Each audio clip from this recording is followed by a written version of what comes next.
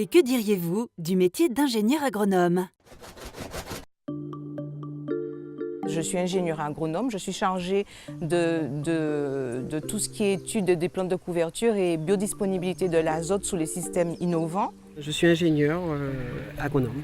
J'ai fait une formation d'ingénieur des travaux agricoles à l'unité de Clermont-Ferrand il y a 6 ans à peu près.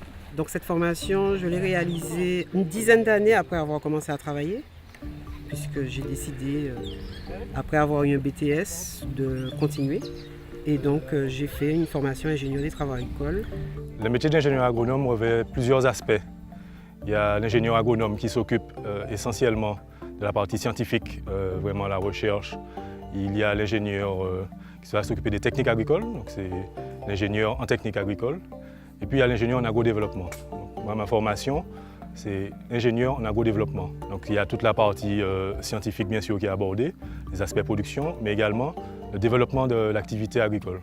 Donc je suis passé par le lecta de Quarrivaille où j'ai fait un BTA. Par la suite j'ai fait un BTS en production animale. Ensuite j'ai intégré l'école d'ingénieur, l'ISTOM, Institut supérieur technique d'outre-mer. Alors ce métier-là me plaît énormément pour plusieurs raisons. Tout d'abord parce qu'en fait on ne reste pas toujours sur la même activité. On va aborder plusieurs types de production et en plus on aura affaire à des hommes vraiment. On va travailler, on sera au contact des gens en extérieur.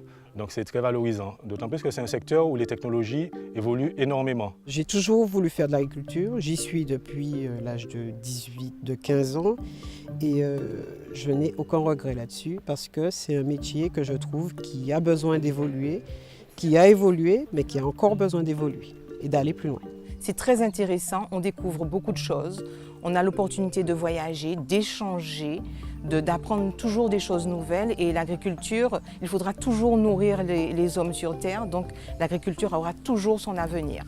Quand je suis rentrée au CIRAD, je n'avais pas encore ce projet de devenir ingénieur, mais à force de côtoyer des collègues, d'aller vers des essais, d'essayer de comprendre ce qui se passait, j'ai été curieuse et j'ai voulu avancer et puis je ne voulais pas rester à ce niveau de technicienne supérieure, je voulais avancer et je ne me suis pas trompée.